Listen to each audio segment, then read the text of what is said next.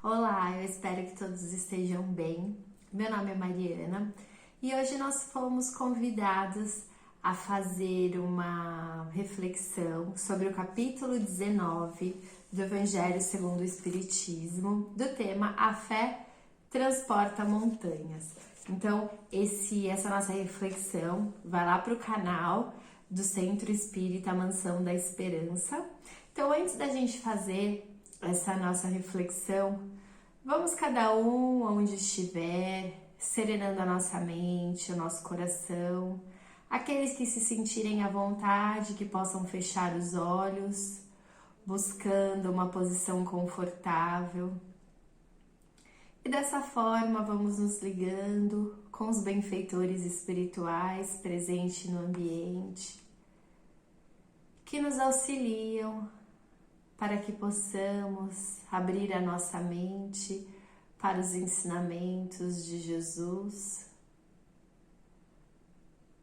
E desta forma, vamos fazendo uma ligação bem profunda com o nosso mentor individual, esse querido amigo que nos acompanha. Vamos nos ligando com Maria de Nazaré, nossa doce mãe, pedindo que ela nos envolva em seu amor, sua doçura, que nos possibilite sentir e transmitir este amor ao nosso próximo. Vamos nos ligando a Jesus, nosso querido Mestre, e a Deus, nosso Pai, Criador de tudo e de todos, onde o saudamos com a prece. Pai nosso que estais nos céus, santificado seja o vosso nome. Venha a nós o vosso reino, seja feita a vossa vontade, assim na terra como nos céus. O pão nosso de cada dia dai-nos hoje. Perdoai, Senhor, as nossas dívidas, assim como nós perdoamos aos nossos devedores. E não nos deixeis cair em tentação, mas livrai-nos de todo mal, que assim seja. Graças a Deus. Então, mais uma vez, sejam todos bem-vindos. Então, vamos começar a nossa reflexão. Este aqui é o Evangelho segundo o Espiritismo. O meu tá meio velhinho, mas serve da mesma forma, né? Os ensinamentos são os mesmos. Então, a fé transporta montanhas. Não é novidade isso, em várias passagens a gente percebe, em leituras que a gente faz, que Jesus, em diversos momentos onde ele se recolhia, se interiorizava para que ele buscasse com certeza a sua sustentação, para que ele buscasse intuição do plano espiritual e de Deus para as suas tarefas. E na noite dessa passagem não foi diferente. Jesus sobe ao monte, junto com alguns de seus discípulos, 3 deles, e ele fica ali fazendo aquela mentalização, aquela ligação com o alto, e os discípulos que estão junto com ele, os apóstolos, adormecem. E ficam os outros 9 embaixo do monte esperando.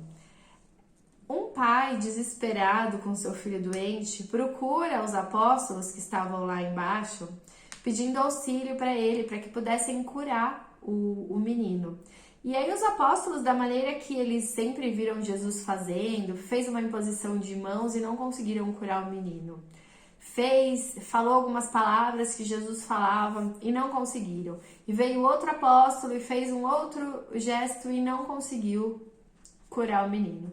E aí os apóstolos ficaram super preocupados, né, tensos, porque precisavam auxiliar e eles não estavam conseguindo. E aí nisso já era dia e o mestre já vinha descendo do monte, então o pai viu o mestre descendo, foi correndo ao encontro do mestre Jesus, né, e disse para eles, né, se ajoelhando aos pés de Jesus, ele disse: Senhor, tenha piedade do meu filho que está lunático e sofre muito, porque ele cai frequentemente no fogo e frequentemente na água.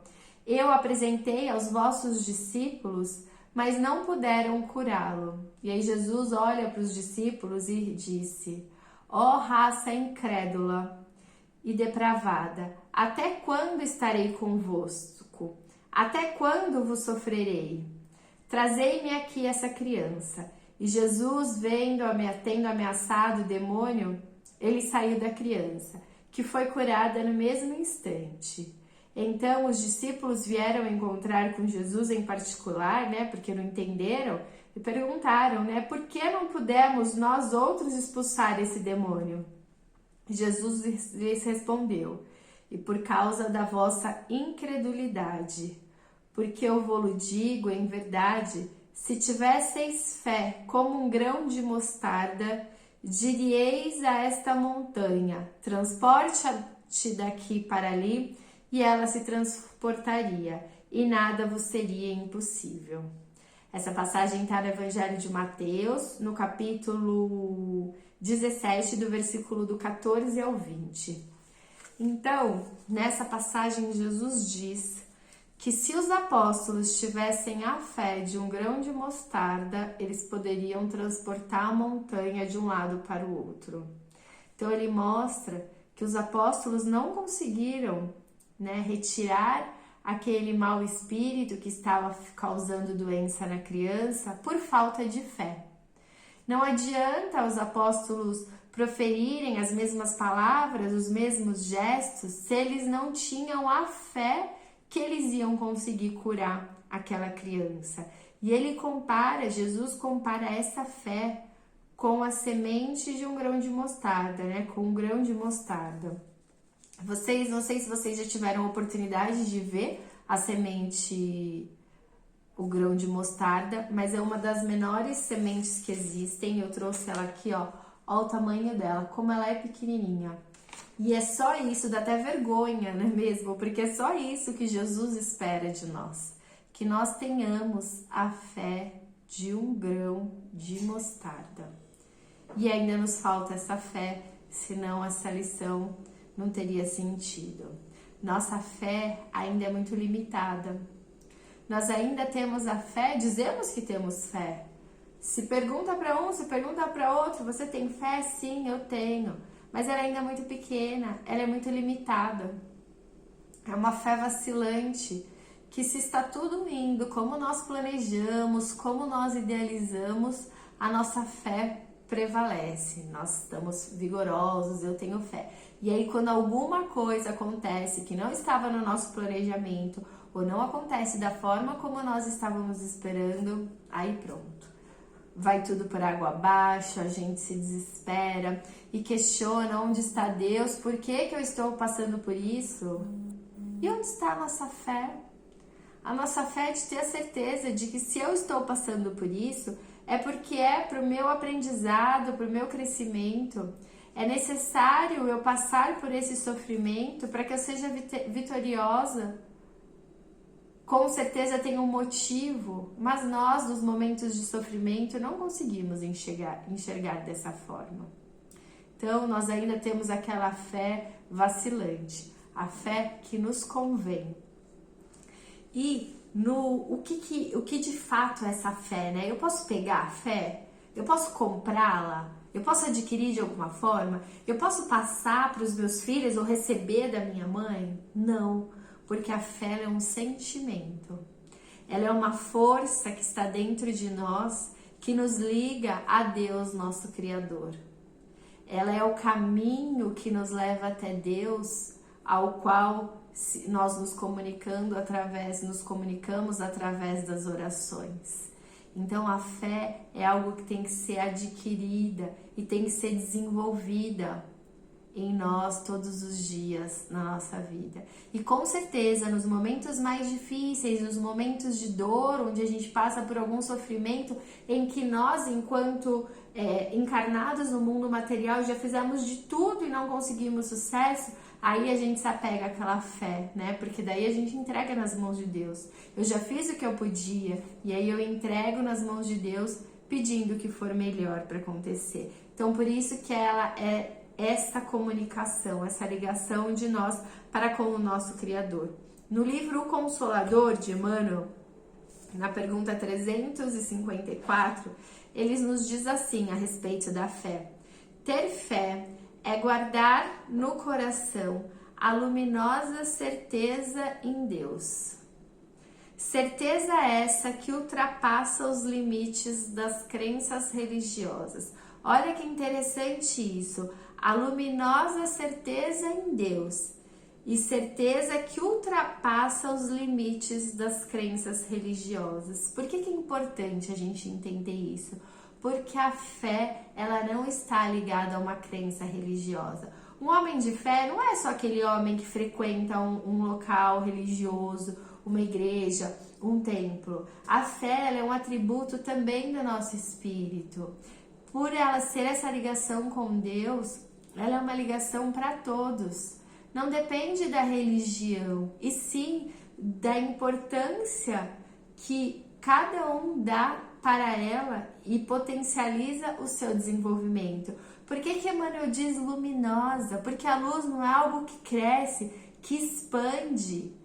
Quanto maior o fogo, maior a luz, maior a luminosidade. Então a minha fé, ela tende a crescer, a iluminar, a se expandir da mesma forma que uma plantinha, uma semente, a partir do momento que eu coloco ela na terra, eu preciso adubá-la, eu preciso cultivá-la. E o que ela vai fazer? Ela vai crescer, ela vai germinar. E a mostarda, embora ela seja um arbustinho, né, uma folhagem, ela não vai se transformar numa árvore, mas em muitas passagens do Evangelho, da Bíblia, Jesus compara, né, nas parábolas principalmente, com árvores.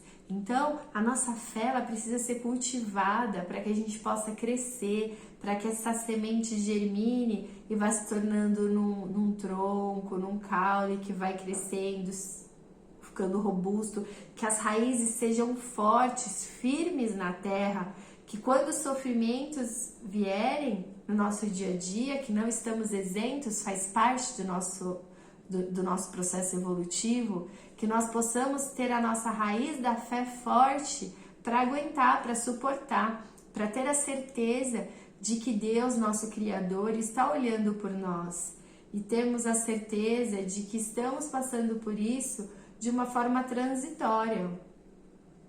Assim como quando a onda vem, daqui a pouco o mar fica calmo, o vento vem e daqui a pouco a poeira se assenta, a mesma coisa as coisas na nossa vida, os sofrimentos. E às vezes aquele peso enorme, constante, que nessa reencarnação parece não ter fim, teremos outra oportunidade. Adentraremos o plano espiritual e iremos voltar novamente. Então nada é para sempre, estamos em movimento constante, em constante transformação. E o nosso desenvolvimento, não só da nossa fé, mas da nossa moral, depende de nós. Nós é que temos que cultivar coisas boas. Nós é que temos que dar sentido para a nossa vida, potencializando essa reencarnação, esse período que nós estamos aqui reencarnados para crescermos, potencializando nossas virtudes, exercitando, aprendendo. Na vida não existe nada sem sacrifício. Nós precisamos fazer a nossa parte. Aquele que está sem emprego, que deseja achar um emprego, se ele ficar em casa, eu tenho fé que eu vou arrumar um emprego. Mas o que você faz para isso? O que você está fazendo para arrumar esse emprego? Só orando, rezando? E a sua parte? E a sua responsabilidade? Nós temos que ter a nossa parte, a nossa responsabilidade. Por isso, nesse capítulo do Evangelho, ele fala da fé humana e a fé divina. Nós temos que ter fé em nós mesmos, sabermos que somos capazes, que temos potencial, que nada é eterno, que se hoje eu estou passando por um momento difícil, eu tenho condição de sair disso, mas eu preciso querer, eu preciso ter ação. No livro também nos fala, no livro dos Espíritos, a fé sem obras não é fé. Nós precisamos ter obras, e a obras é a ação, é o gerar, é o correr atrás, é o colher os frutos, mas só colhe fruto quem planta. Então, nós temos que ter fé em Deus, mas não podemos entregar toda a responsabilidade da nossa vida, das nossas necessidades, dos nossos sonhos a Ele. O que eu estou fazendo para ir buscar atrás dos nossos sonhos? E uma parte que eu achei muito interessante quando a gente fala da fé é que a gente linka muito a fé com uma crença. Eu creio em Deus, eu creio em Jesus, eu creio na espiritualidade maior, eu creio que eles querem o meu bem, eu sou centelha divina. Mas mais do que crer, nós temos que saber sobre a fé. Porque quando eu sei, quando eu procuro aprender, eu procuro conhecimento, isso se interioriza no meu íntimo, isso fica gravado no meu espírito e isso eu carrego para minhas outras existências. Então, o saber, passar pelo processo de aprendizado e a doutrina espírita, por ela ser uma religião, uma ciência e uma filosofia, elas nos abrem o caminho para isso. Eu não preciso acreditar em nada que não me faça sentido. Eu tenho os livros que me provam. Claro que eu não preciso duvidar de tudo, então, para que eu tenha uma fé raciocinada, né? Para que eu tenha uma fé legítima e não uma fé cega, então eu vou sair duvidando de tudo. Não é necessário duvidar de tudo, mas é importante que eu entenda o porquê. Eu, enquanto espírito, o que é um espírito, qual a necessidade dele, qual o fundamento, o porquê que eu estou aqui, para que tudo possa se fazer sentido.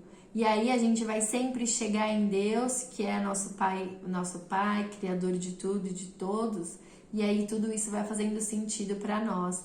Então, dentro do Espiritismo, a gente aprende a não ter uma fé cega, porque a fé cega, ela é ilusória.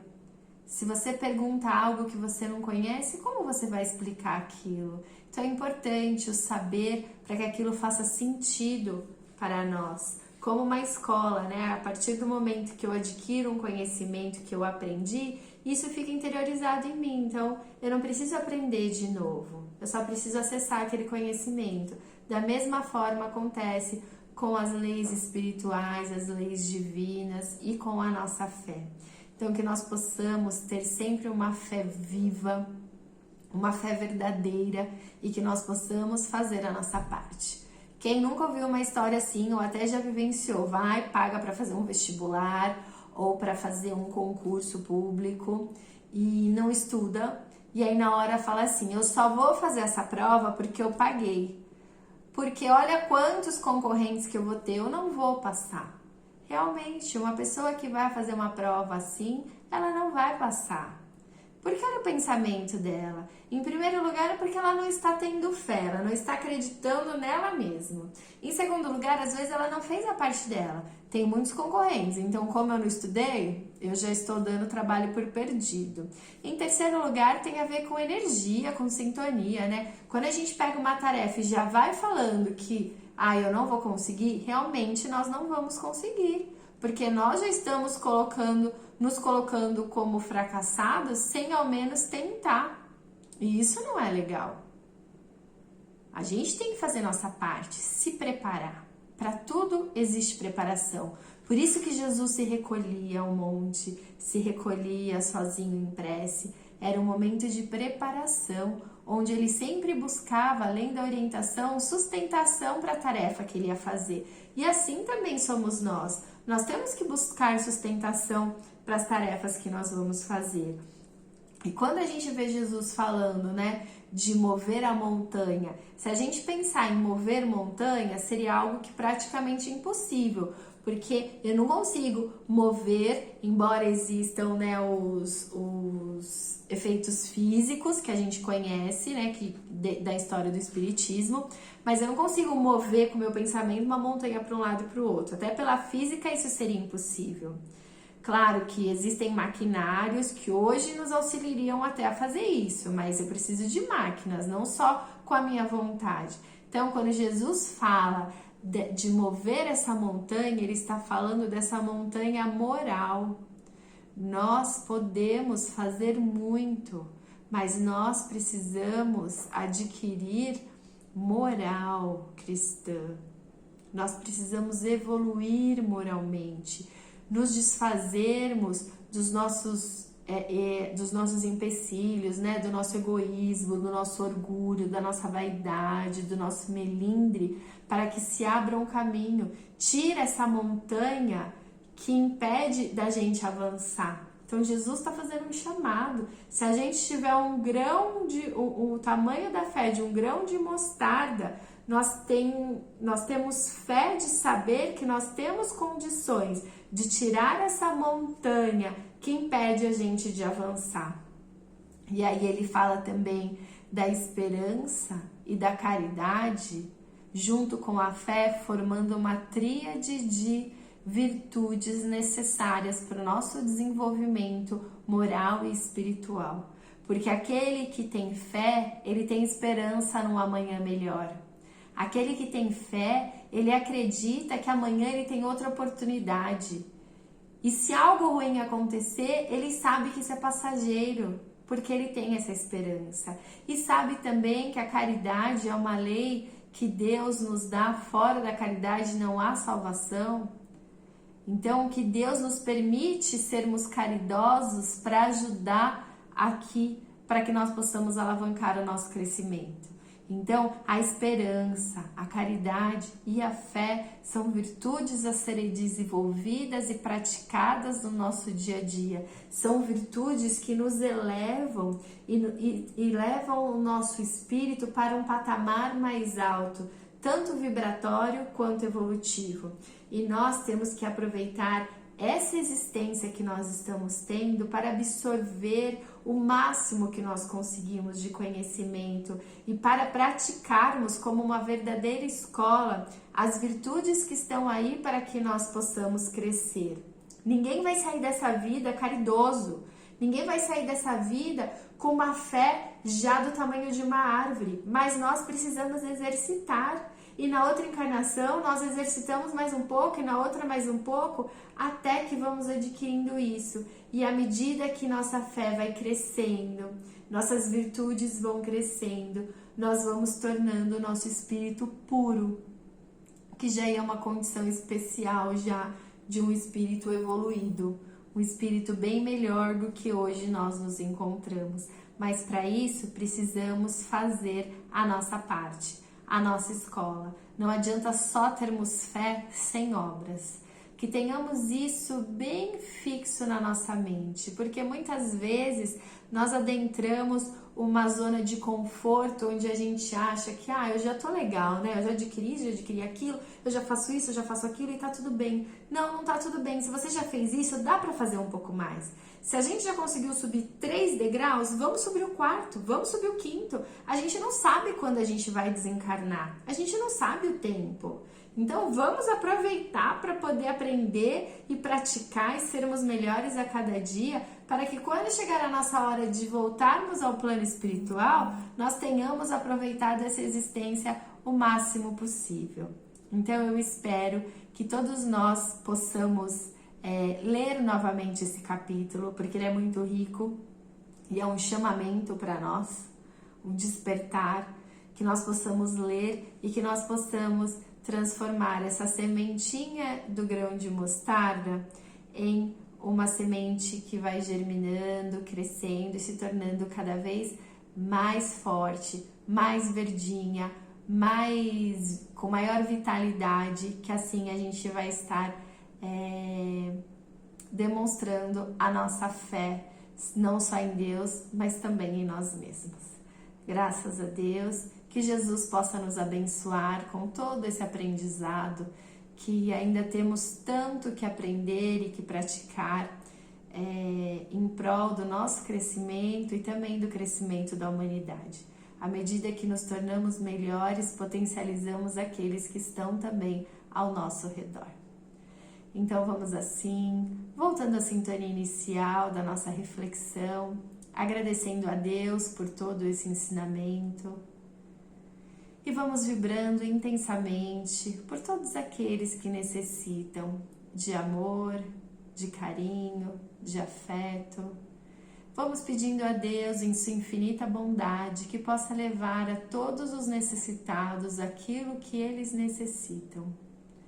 Vamos vibrando intensamente pelo Evangelho para que ele possa ser norma de conduta para toda a humanidade. E assim, vibramos por nós mesmos para que se cumpra em nós a vontade do Pai. Gratidão por esse momento. Fiquem com Deus.